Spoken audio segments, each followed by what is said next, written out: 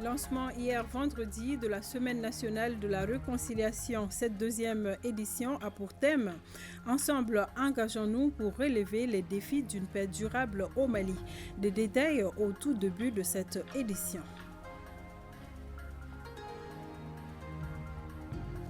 Nous sommes à J-6 du 22 septembre. La rédaction s'est intéressée à la compagnie aérienne Air Mali, créée le 2 mai 1961. Véritable instrument de souveraineté, Air Mali a fortement contribué au désenclavement de notre vaste pays. Et l'annonce par le président de la transition de la création d'une nouvelle compagnie russo-malienne est la bienvenue. Voilà pour le sommaire, bienvenue. Ensemble, engageons-nous pour relever les défis d'une paix durable au Mali. C'est le thème de la Semaine nationale de la réconciliation. La deuxième édition a été lancée hier par le ministre de la Réconciliation nationale, de la paix et de la cohésion nationale chargé de l'accord pour la paix et la réconciliation nationale. Fademba Keïta a suivi ce lancement.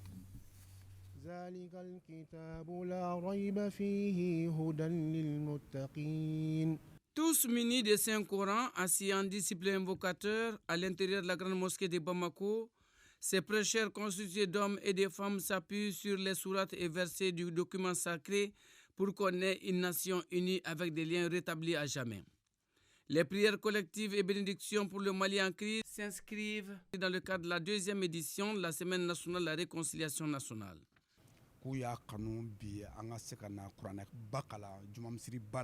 Cette lecture de Saint-Coran est une séance de prière et de bénédiction pour la paix, la stabilité et la cohésion sociale au Mali. La semaine invite tous les Maliens à la réconciliation nationale.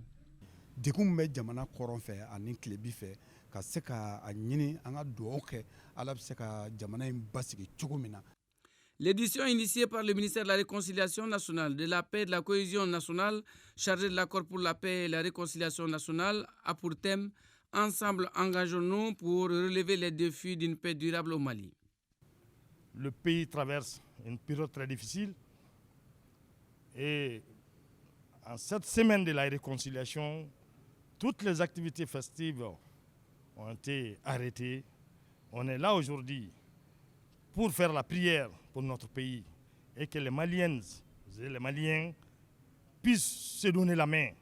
Il est temps aujourd'hui, l'union sacrée autour de la République, qu'on se fie de ces intoxis-là, que tu sois de Kidal, que de Kaï, du sud, du nord, on est tous des Maliennes, on est tous des Maliens. La Semaine nationale de la réconciliation est une semaine d'engagement citoyen, d'intensification des prières de bénédiction, d'actes patriotiques pour le pays, surtout en ces temps qui courent. À Koulikoro, la direction de la compagnie malienne de la navigation fluviale a reçu une délégation du collectif pour la défense des militaires venus de Bamako. La délégation est allée présenter les condoléances à la direction de la Comanave et au maire de la commune urbaine de Koulikoro. Elle a remis une enveloppe symbolique pour les victimes de l'attaque du bateau Tombouctou survenu la semaine dernière sur l'axe Bamba-Gourma-Rarousse. Ousmane Koïta nous fait le compte-rendu. Cette remise des dons à la compagnie malienne de la navigation fluviale est une initiative du Sud-EM, collectif pour la défense des militaires. Elle s'inscrit dans le cadre du soutien aux victimes de l'attaque du bateau Tombouctou survenue la semaine dernière. Ce don était composé de sacs de riz et une enveloppe symbolique. Nous sommes venus présenter nos condoléances les plus attristées à la directrice de Comanave et au maire de Koulikoro.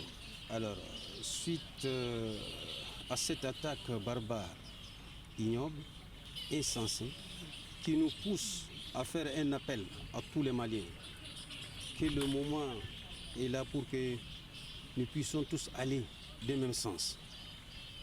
Que le moment est arrivé pour que nous puissions conjuguer nos efforts pour faire face à ces comportements inexplicables. Les autorités coutumières et religieuses ont, à travers le maire de la commune urbaine de Koulikoro, Bagora Bakane, salué ce geste comme important et humanitaire. La promenade est plantée à Koulikoro ici, et c'est pour tout le Mali. Et s'il y a eu des attaques sur ce bateau, alors c'est tout le Mali qui souffre aujourd'hui. Et on ne fait que remercier le CDM pour ce geste. Là, c'est un hommage à tous les Maliens qui veulent aider alors ces victimes, qui passent ce que le CDM vient de faire. Ils viennent faire la même chose. Des bénédictions ont été formulées pour les victimes de cette attaque barbare et ignoble perpétrée par des forces du mal.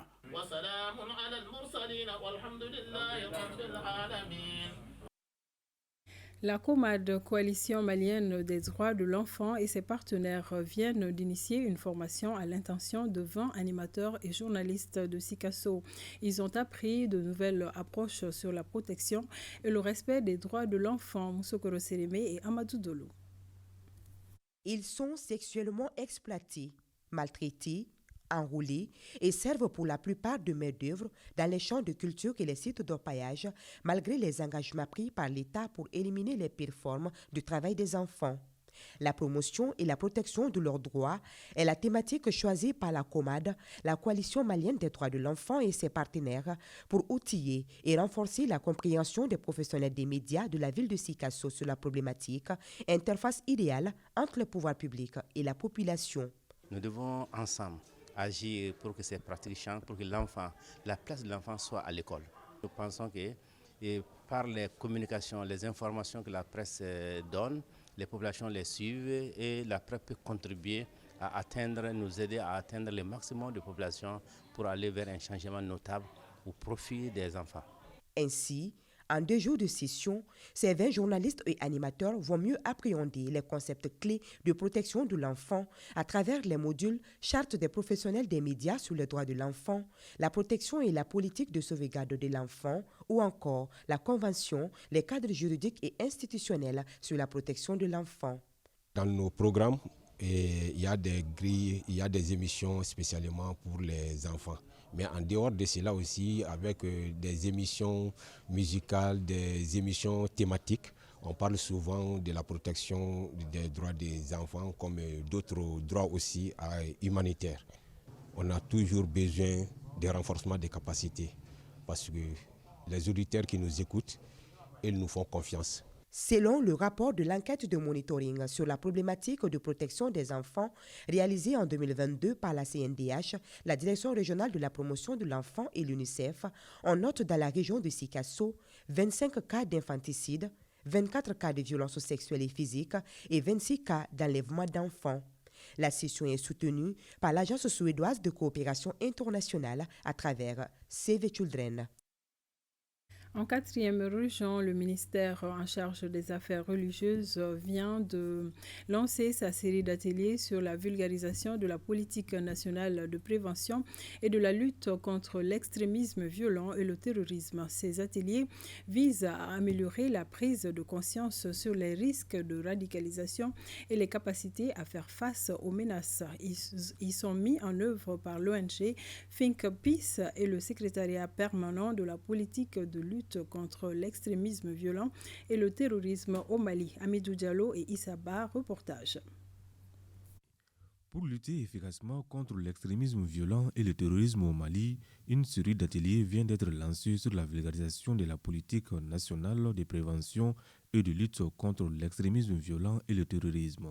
Il s'agit de sensibiliser les uns et les autres sur les actions à mener pour mettre fin à ces fléaux. Ces activités sont pilotées par le secrétariat permanent de la politique de prévention et de lutte contre l'extrémisme violent et le terrorisme en partenariat avec l'ONG Think Peace. Le Mali est plus que jamais debout derrière son armée, dans sa lutte contre cette menace globale.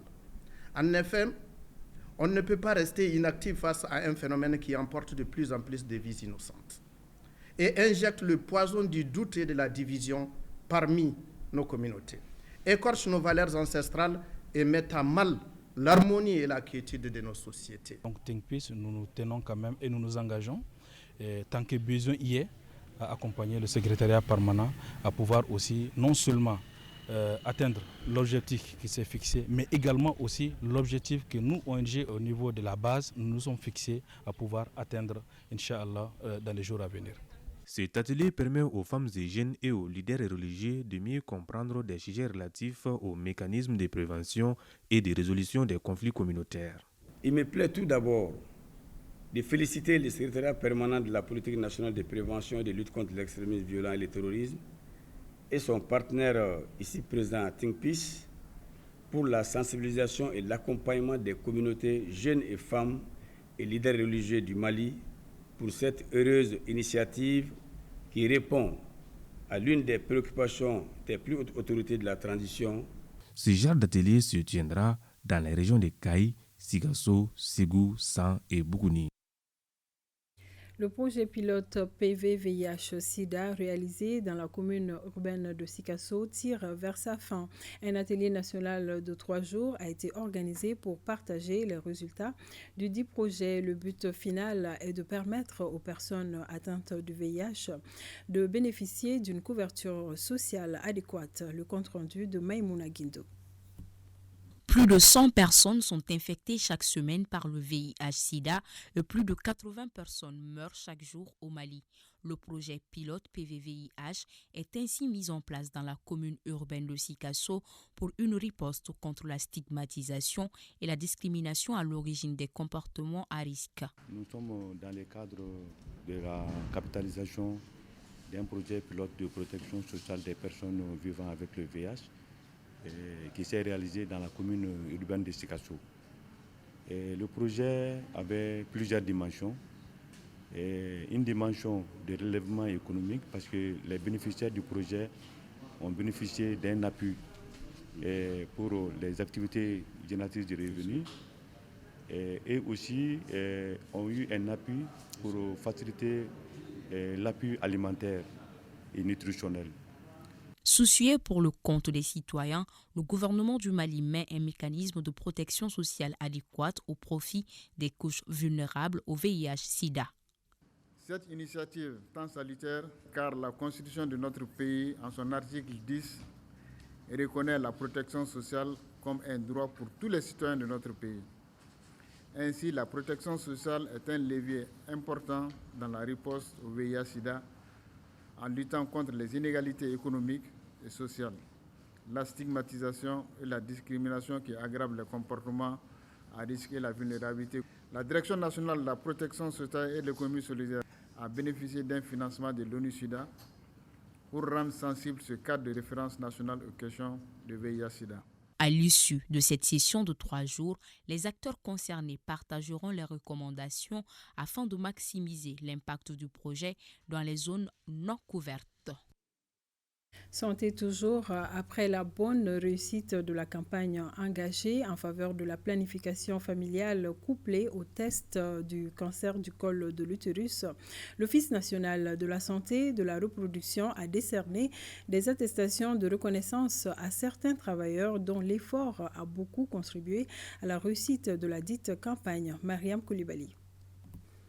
Lancée il y a de cela quelques mois, la 19e édition de la campagne nationale de la planification familiale couplée au dépistage du col de l'utérus est jugée selon les acteurs de la santé de la reproduction satisfaisante.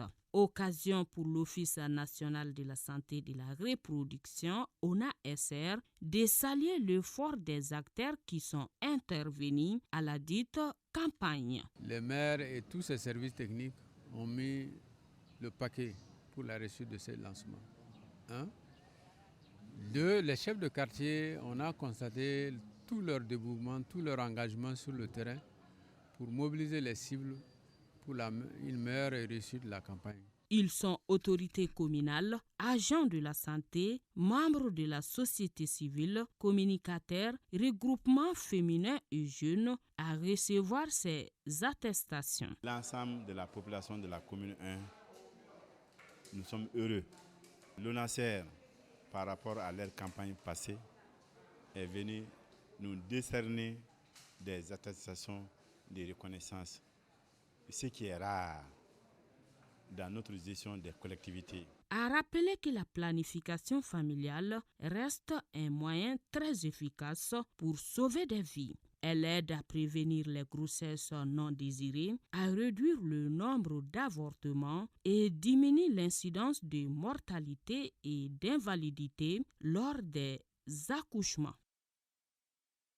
Environnement à présent, la direction régionale des eaux et forêts de Bougouni a célébré la journée nationale de reboisement. 12 millions de plantes seront mises sous terre cette année à travers toute la région. L'assurance a été donnée par le directeur régional, le commandant Ibrahim Maïga. De Bougouni, Jafar Aïdara, Djibril Bagayogo. Cette mise à terre de cet arbre témoigne tout l'engagement de nos autorités à relever les défis environnementaux. Ce sont plus de 2000 hectares qui seront reboisés au cours de cette campagne dont le thème est « Arbres, ressources du futur ». Le thème retenu pour la présente édition est intitulé « Arbres, ressources du futur ». Il interpelle tous à agir ensemble et collectivement pour un avenir prometteur aux générations à venir.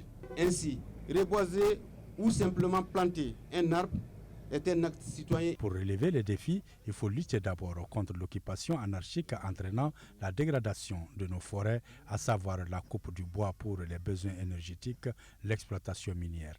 Notre région, zone à vocation agro-silvo-pastorale, le maintien du potentiel alimentaire et un développement durable et harmonieux, c'est-à-dire un développement qui répond aux besoins des générations du présent sans compromettre la capacité des générations du futur. Les objectifs de la campagne de reboisement pour la région de Bougouni prévoient cette année une production d'environ 900 000 plants, toutes espèces confondues. L'atteinte de ces objectifs de reboisement requiert sa réplication au niveau des communes et l'accompagnement de tous les acteurs. À rappeler que la lutte contre la dégradation des terres, améliorer le couvert végétal, préserver la diversité biologique reste toujours la préoccupation majeure de nos autorités de la nouvelle région de Bougouni. Dans la même veine, dans la capitale de l'Arachide, c'est parti pour le lancement de la campagne de reboisement édition 2023 de la région de Kita. Le thème retenu est « Arbres, ressources du futur ».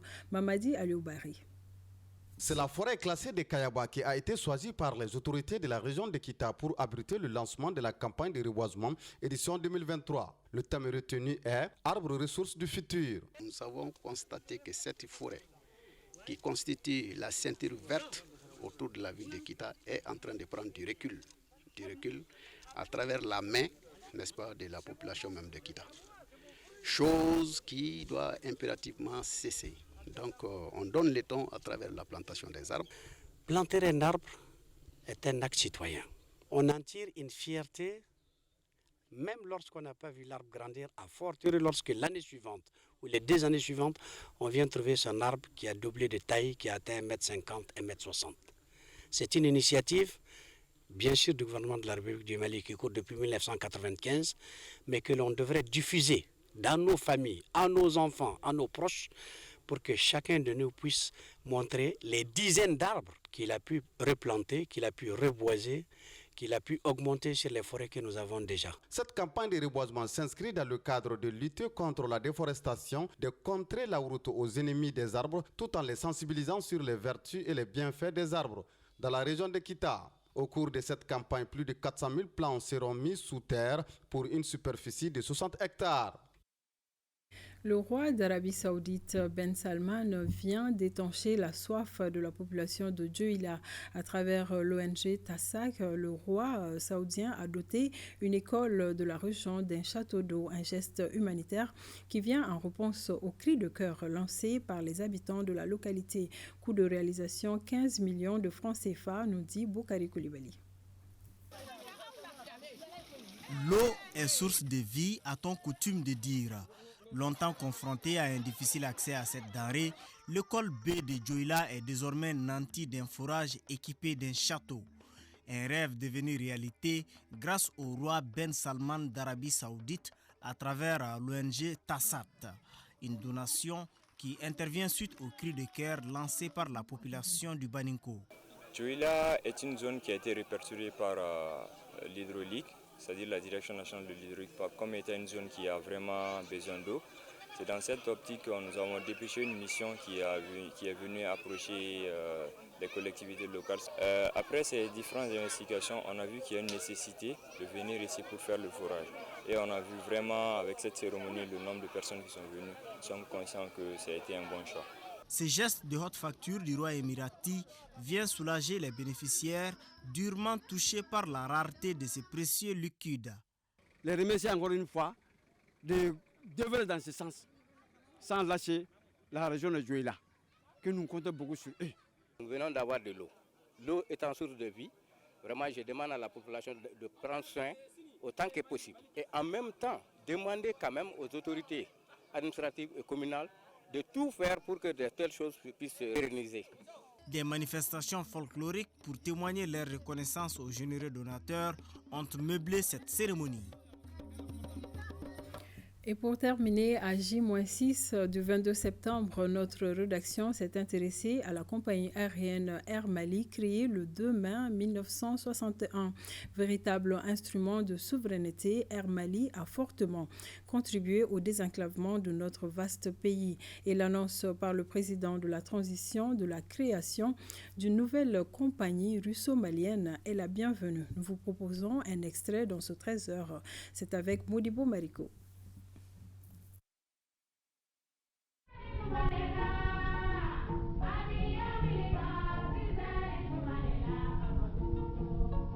Malika Konoba second temps, en français, les grands oiseaux s'enchèrent du Mali. C'est ainsi que s'exclamaient des Maliens chaque fois qu'apparaissait dans le ciel un avion d'Air Mali. En effet, Air Mali à l'époque avait tout pour plaire. Une flotte de 17 à 18 appareils, dont des DC-3, des Boeing, des Ilyushin 18, des avions, mais également un équipage bien formé donnant à satisfaction un service de qualité.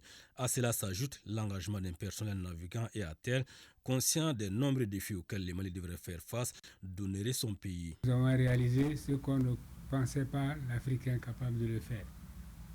Nous avons conquis une part du malien dans le ciel africain, de haute lutte, pour contribuer au désenclavement, au rapprochement des peuples et des cultures.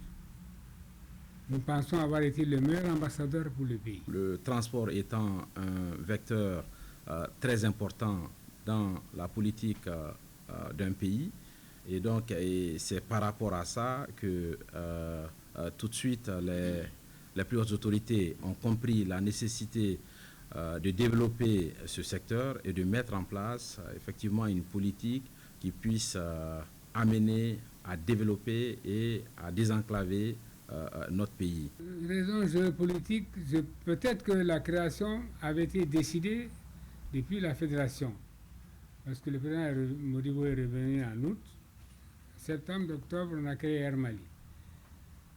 Et dans ces bagages, le premier directeur était un Français, Marcel Rouya. Le 27 octobre 1960, une ordonnance a créé Air Mali. Mais avec cette ordonnance, Air Mali était plutôt une agence de transport. Mais elle est devenue compagnie avec exploitation de lignes aériennes à partir du 2 mai 1961. À l'origine de la création d'une nouvelle compagnie aérienne pour le Mali, l'urgence au lendemain des indépendances de combler les vides laissés par Air France qui venait de se retirer, mais surtout les besoins de ravitailler les Maliens en biens et en services dans les principaux coins d'un pays aussi vaste que le nôtre. L'impact du transport aérien en matière de solidarité sociale et même de cohésion nationale est un socle pour la politique nationale. À l'époque, il n'y avait pas de route. À l'indépendance, il y avait la route goudronnée, c'était Bamako-Ségou et Bamako-Bougouni, plus Koulouba. Ça fait combien au total? Ça fait même pas 500 km. Les passagers transportés, ça a permis d'évaluer à 35 millions de kilomètres. Maintenant, pour les bagages, les fret, 50 millions de kilomètres. Et ça, c'est une année seulement après la création. Alors, je puis dire aussi que avec ça, la compagnie s'est développée. Précisément, en 1968 déjà, on pouvait compter 18 avions avec Air Mali. La naissance d'Air Mali et son développement avaient facilité le déplacement des Maliens tant à l'intérieur du pays qu'à l'extérieur. À l'intérieur, il y avait tout de suite des pistes d'atterrissage partout dans le pays. Au départ, on a recruté 2 équipages français, 2 équipages tchèques et un équipage français. Nous avons commencé le Sahel, Kaï-Nyoro, Yelimane, Nara et la boucle du Niger, Mopti, Tombouctou, Goundam, Larousse, Niafenke, Gao, jusqu'à Kidal. Les tarifs étaient bas. À l'époque, pour aller de Tombouctou Gao, j'ai encore les copies des billets, c'était 4 540 francs. Tombouctou Bamako, 11 000. Tombouctou Niafenke, 1930. Tombouctou Mopti, 6 650. Et Tombouctou Niamey, ça ne dépassait pas 10 800. Et aujourd'hui, on en est à des centaines de milliers de francs. Mais la présence d'une compagnie aérienne, pour moi, est un pas important de la souveraineté nationale. Ce n'était pas fait pour gagner de l'argent. Une compagnie comme ça, ça marche avec perte.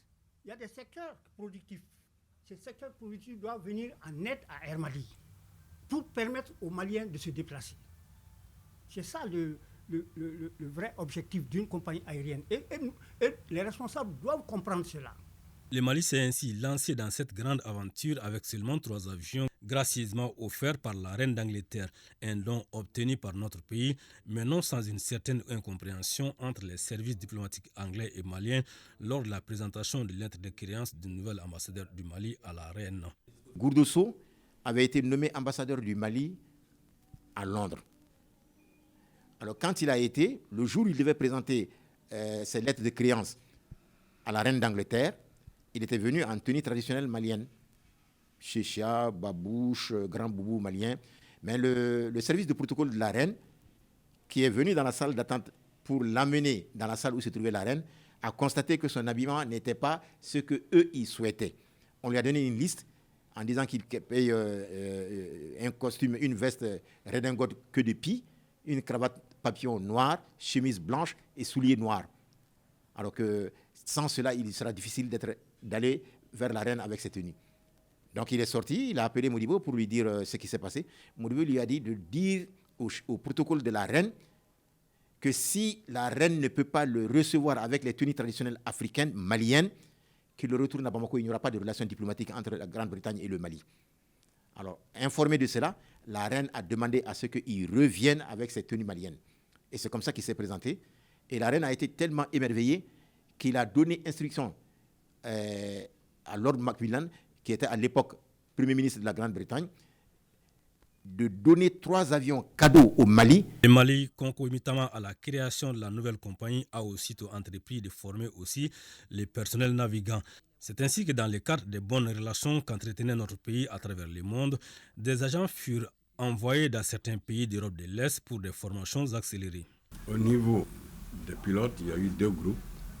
Alors, ceux qui devaient faire des avions taxis pour les vols à la demande, pour les évacuations sanitaires, etc. Donc il y a eu ce groupe-là et qui a été formé en 19 mois et qui est rentré et fin 1962. Le deuxième groupe est resté sur place et pour continuer sur les avions de ligne, les Ilyushin 14. Nous, on faisait partie du lot et des aérotaxis. On est rentré en octobre 1962. Air Mali est un instrument presque de souveraineté, mais ce bel outil par excellence de désenclavement n'a pas connu que des hauts. Des bas, il en a aussi vécu. 4 crashs, respectivement en France, Ouagadougou, Kati et Tombouctou, 3 compressions en 1984, 86, 88, laissant sur les carreaux près de 350 agents. Conséquence, des agents et par extension, les Maliens de façon générale sont restés la mort dans l'âme, scrutant le ciel pendant plus de 40 ans sans aucun espoir de voir de sitôt une compagnie aérienne malienne. Puis tombe cette bonne nouvelle après la visite du président de la transition en Russie pour le sommet Russie-Afrique. Nous allons développer aussi avec la Russie une compagnie aérienne russo-malienne. Donc c'est des procédures que nous allons suivre. Nous attendons impatiemment cette création. Quand il y avait le pèlerinage, les Maliens arrivaient avant tous les pays. Mais maintenant, quand il y a le pèlerinage, les pèlerins payent jusqu'à 4 millions et on est obligé d'aller vers les autres pays pour venir prendre nos pèlerins. Déjà dans notre cœur, nous sommes fiers. En cette période de souveraineté retrouvée, la création de cette nouvelle compagnie sonne comme une des meilleures réponses aux besoins des Maliens de renforcer leur autonomie aéronavale. Mais cette compagnie aérienne pourrait aussi être un bel hommage aux victimes des différents crashs de l'histoire de l'aviation civile malienne.